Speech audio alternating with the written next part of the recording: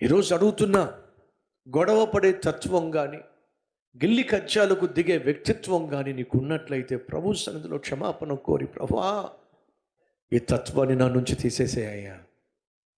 ఎవరు సమాధానంగా జీవించగలరో తెలుసా? దీనత్వం గలవారు, ఒక్క అడుగు తగ్గేవాళ్ళు. పోనీలే, ఒక మాట అన్నాడు అంటే అన్నాళ్లే అనుకునేవాళ్ళు. పొగరమోతులు, గర్విష్ఠులు, అహంకారులు ప్రశాంతతను పాడు చేసుకుంటారు, అశాంతిని తెచ్చుకుంటారు. సమాధానాన్ని పాడు చేసుకుంటారు, అసమాధానాన్ని ఏరికోరి తెచ్చుకుంటారు. భర్త, నీలో గర్వం ఉన్నట్లయితే నీ ఇంట్లో సమాధానం ఉండదు.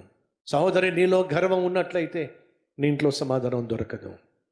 భార్య భర్త ఎవరిలో దీనత్వం ఉంటుందో వారి ద్వారానే సమాధానం సాధ్యమవుతుంది.